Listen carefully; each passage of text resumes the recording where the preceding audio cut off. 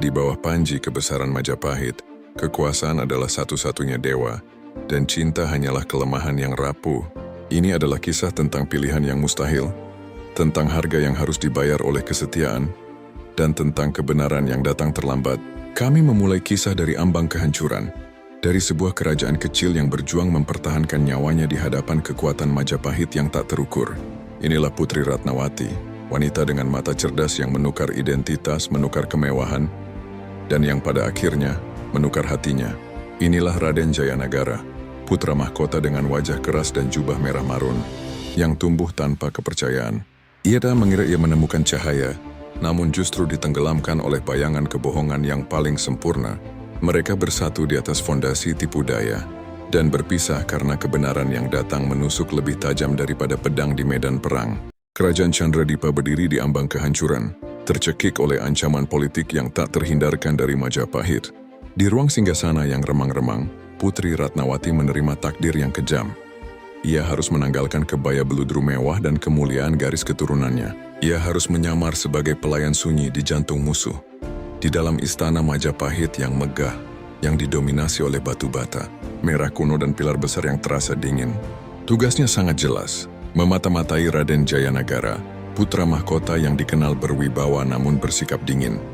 Ratnawati pertama kali melihat Jayanagara di Pendopo Agung.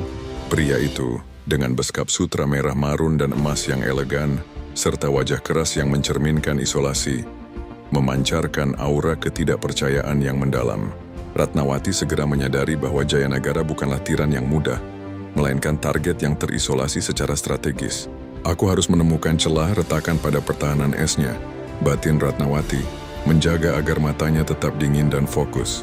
Ketegangan politik istana segera terbukti nyata.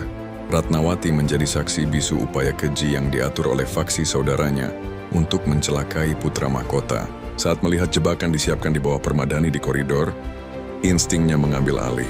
Ia tidak bertindak sebagai mata-mata Chandradipa, tetapi sebagai makhluk yang ingin bertahan hidup. Ia menggunakan kecerdikan untuk menyelamatkan nyawa Jayanagara.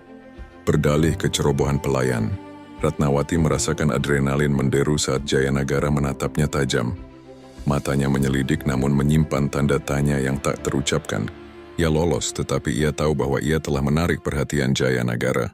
Ketertarikan Jayanagara berubah menjadi ketergantungan yang terselubung saat percobaan pembunuhan yang kedua terjadi. Racun di dalam minuman. Ratnawati dengan refleks yang dilatih oleh bahaya, menumpahkan minuman itu seolah tak sengaja. Jayanagara marah atas kecerobohan itu, tetapi di tengah amarahnya ia melihat pola. Pelayan ini secara aneh selalu hadir saat bahaya. Jayanagara mengizinkan Ratnawati tetap di sisinya. Melihatnya bukan lagi sebagai pelayan biasa, tetapi sebagai satu-satunya kehadiran yang membawa keselamatan yang misterius. Rasa curiga yang dijaga mulai bergeser menjadi rasa ingin tahu yang terkendali. Malam-malam Ratnawati dihabiskan dalam konflik batin yang menyiksa. Saat ia mencatat informasi vital untuk Chandradipa di bawah sinar lilin yang redup, ia berjuang melawan gambaran Jayanagara yang ia lihat di siang hari. Seorang pria muda yang dipaksa menjadi keras oleh intrik, yang kesepian di tengah kekuasaan. Ratnawati menyadari bahwa tugasnya telah menjadi pengkhianatan yang paling menjijikkan. Cinta ini tidak boleh tumbuh. Ia memohon pada dirinya sendiri, tetapi di bawah pencahayaan yang dingin di istana, hatinya yang lelah dan tertekan mulai melunak. Konflik memuncak saat misi Ratnawati mencapai titik kegagalan total. Ia hampir tertangkap basah membawa gulungan pesan di koridor yang gelap. Saat para prajurit hendak menggeledahnya, Raden Jayanagara muncul di tengah kegelapan. Aura wibawanya seketika menghentikan mereka. Jayanagara berbohong, mengklaim bahwa Ratnawati sedang menjalankan tugas pribadinya. Ratnawati berdiri membeku, terperangkap antara rasa lega dan ketakutan yang mencekik. Ketika Jayanagara dan Ratnawati hanya berdua, tidak ada yang berbicara tentang gulungan itu. Ratnawati menunduk diselubungi rasa malu dan bersalah. Jayanagara hanya menatapnya dengan intensitas yang baru. Tatapan yang kini mencakup rasa kepemilikan dan keterikatan. Ratnawati tahu bahwa Jayanagara melindungi rahasianya. Hubungan mereka, yang lahir dari kepalsuan politik, kini terikat oleh kebohongan bersama yang intim dan berbahaya. Setelah fondasi kepercayaan yang rapuh diletakkan, hubungan Putri Ratnawati dan Raden Jayanagara memasuki fase pengorbanan dan penyelamatan. Intrik politik istana memuncak ketika Jayanagara dijebak oleh saudaranya dengan tuduhan yang dirancang secara halus. Jayanagara, dengan jubah merah marun dan ekspresi tegang, nyaris tidak berdaya melawan permainan kotor itu. Ratnawati menyadari bahwa hanya pengetahuannya sebagai putri pewaris yang bisa membongkar kebohongan ini. Ia menemukan kejanggalan pada segel dan surat yang digunakan. Secara rahasia ia menyalurkan bukti kepada Kanselir Agung. Bertindak bukan lagi sebagai mata-mata, tetapi sebagai seorang kekasih. Ketika Jayanagara dinyatakan tidak bersalah dan bebas, ia tahu betul siapa penyelamatnya. Ketulusan Jayanagara segera diuji. Ratnawati tertangkap melanggar aturan istana dan akan dihukum berat. Jayanagara muncul di hadapan Dewan Agung, menentang tradisi dan mempertaruhkan reputasinya. Cukup, raungnya. Ia menyatakan bahwa hukuman apapun terhadap Ratnawati adalah hukuman baginya. Ratnawati menyaksikan keberanian ini, menyadari bahwa cinta Jayanagara padanya jauh lebih besar daripada ambisi Majapahit manapun. Semua keraguan, semua ingatan akan misi Candradipa lenyap. Setelah badai politik mereda, mereka mulai mencuri momen-momen kebersamaan yang murni. Di taman tersembunyi istana, jauh dari mata para abdi dalam, Jayanagara melepaskan persona putra mahkota yang dingin. Ratnawati membiarkan dirinya menjadi seorang wanita muda yang dicintai. Dalam suasana remang-remang, mereka berbagi canda dan tawa yang belum pernah dirasakan Jayanagara seumur hidupnya. Suatu malam Ratnawati menceritakan dengan lucu tentang bagaimana seorang abdi dalam yang ketakutan tersandung saat membawa cangkir teh, nyaris menumpahkannya tepat ke kepala Kanselir Agung yang sombong. Ratnawati menirukan ekspresi kaget Kanselir itu. Jayanagara yang selalu kaku tertawa terbahak-bahak, tawa yang dalam dan bebas yang belum pernah didengar Ratnawati. "Mengapa engkau tertawa begitu keras?" tanya Ratnawati, terharu melihat sisi manusiawinya. Jayanagara memegang tangannya, ekspresinya lembut dan lega. "Karena hanya di sini bersamamu, aku diizinkan untuk menjadi bodoh. Aku diizinkan untuk menjadi Jayanagara, bukan putra mahkota." Momen lain mereka berbagi makanan ringan. Jayanagara, yang terbiasa dilayani, secara canggung mencoba mengupas buah, yang kemudian meletus dan mengenai hidungnya. Ratnawati tanpa ragu tertawa renyah dan membersihkan wajahnya dengan ujung selendangnya. Dalam tawa sederhana itu, mereka menemukan kebenaran yang tidak bisa diberikan oleh takhta Majapahit. Rasa kedekatan dan kenormalan yang manis, yang akan menjadi kenangan paling berharga saat badai datang. Malam itu, hujan lebat mengguyur Majapahit, menciptakan kontras sempurna dengan kehangatan di pavilion bambu yang sunyi, tempat mereka berdua bertemu. Ini adalah saat di mana Jayanagara akhirnya membuka jiwanya. Ia bercerita tentang isolasi total dan ketidakpercayaan yang ia rasakan. Ia memegang tangan Ratnawati, mengakui bahwa dialah satu-satunya cahaya yang mampu menembus kegelapan. "Aku hanya bisa percaya padamu, Ratnawati, hanya padamu." Ratnawati mendengarkan pengakuan itu, menyadari kebohongan yang ia simpan kini menjadi racun mematikan bagi ikatan mereka. Ia memilih untuk tetap diam, menikmati satu-satunya saat kebahagiaan sejati. Cinta mereka segera diuji lagi, kali ini dengan ancaman fisik. Pembunuh bayaran menyerang Ratnawati di kebun istana. Raden Jayanagara muncul tiba-tiba. Ia menggunakan tubuhnya sebagai perisai, menerima sabetan pedang yang dalam demi melindunginya. Di samping ranjang kesembuhannya, mereka saling berjanji seumur hidup. Setelah pulih, Jayanagara semakin berani. Ia ingin menjadikan Ratnawati orang kepercayaannya secara resmi, menentang semua aturan kasta dan tradisi yang kaku. Ia berbicara tentang rencana ambisiusnya untuk menentang Raja dan Dewan Agung, demi membangun Majapahit baru yang damai. Keduanya semakin tak terpisahkan, berbagi impian. Ratnawati sepenuhnya larut dalam cinta ini. Misi Candradipa yang pernah menjadi janji sucinya, kini hanya terasa seperti mimpi buruk yang jauh. Mereka mencapai puncak kebahagiaan yang sangat rapuh, lupa bahwa semua ini bermula dari kepalsuan, dan bahwa kenangan tawa yang mereka ciptakan akan menjadi rasa sakit paling tajam ketika kebenaran datang. Masa-masa bahagia mereka yang diliputi pengorbanan ternyata hanya jeda singkat sebelum badai besar. Bencana dimulai dari penemuan kecil, Kanselir Agung, seorang pria tua yang sangat loyal pada tradisi Majapahit, menemukan jejak samar surat rahasia lama yang ditinggalkan oleh Putri Ratnawati. Saudara Jayanagara segera mengetahui temuan ini. Mereka melihat ini bukan hanya sebagai peluang untuk menyingkirkan Ratnawati, tetapi untuk menghancurkan Jayanagara secara psikologis, dengan membiarkan putra mahkota menjadi saksi langsung pengkhianatan yang paling mematikan. Jebakan itu dirajut dengan sempurna. Desas-desus tentang status Ratnawati sebagai mata-mata menyebar seperti api di antara abdi dalam. Tetapi Jayanagara menolak percaya. Ia membela Ratnawati dengan sangat keras di depan umum. Menuduh rumor itu adalah fitnah kotor dari faksi saudaranya. Ia berdiri tegak, dengan jubah merah marun dan ekspresi marah yang membara, meyakinkan Dewan Agung bahwa cintanya tidak mungkin tertipu. Ratnawati menyaksikan pembelaan itu. Hatinya dipenuhi rasa sakit yang luar biasa dan rasa bersalah yang menusuk. Ia tahu ia tidak bisa lagi mundur. Ia ingin berteriak dan mengakui semuanya. Tetapi ia terikat oleh janji Candradipa untuk tetap bungkam dan membiarkan dirinya dihukum. Jebakan itu akhirnya dipicu pada malam yang mencekam. Saudara Jayanagara memanggil Jayanagara ke sebuah ruangan rahasia di istana. Di sana Ratnawati telah dijebak, tertangkap tangan saat menerima pesan terakhir dari seorang utusan Candradipa yang telah disiksa. Di ruangan itu bukti terhampar, gulungan dengan segel Candradipa yang tidak terbantahkan, dan pengakuan dari utusan itu bahwa ia adalah Putri Ratnawati, mata-mata yang dikirim untuk memata-matai Majapahit. Di ambang pintu Jayanagara berdiri. Di belakangnya raja dan para pejabat tinggi menyaksikan. Konfrontasi itu adalah kehancuran yang total. Jayanagara berjalan mendekat. Setiap langkahnya terasa seperti menombak jantungnya sendiri. Ia tidak berteriak. Suaranya parau dan bergetar karena rasa sakit yang fisik. Putri Ratnawati dari Candradipa. Putri, semua kehangatan itu kebohongan. Ia menuduh semua momen indah mereka adalah kepalsuan yang menjijikan. Sebuah drama yang dimainkan untuk memenangkan kepercayaannya. Ekspresinya hancur, matanya dipenuhi pengkhianatan yang melampaui amarah. Ini adalah kematian kepercayaan yang baru saja ia bangun setelah bertahun-tahun. Ratnawati mencoba meraih kakinya, mengakui misinya di awal tetapi bersumpah demi langit dan bumi bahwa cintanya pada Jayanagara telah menjadi nyata dan murni. "Aku mencintaimu Jayanagara, cinta ini nyata," jeritnya. Namun Jayanagara yang hancur tidak bisa membedakan kebenaran dari kepalsuan. Ia hanya melihat kebenaran politik yang menuntut keadilan. Ia memejamkan mata, membiarkan keadilan mengalahkan cinta. Jayanagara harus memilih antara cinta dan kekuasaan. Sebagai putra mahkota yang bertanggung jawab atas keamanan Majapahit, ia harus mengambil keputusan yang bertentangan dengan jiwanya. Ia menyerahkan Ratnawati pada pengadilan istana.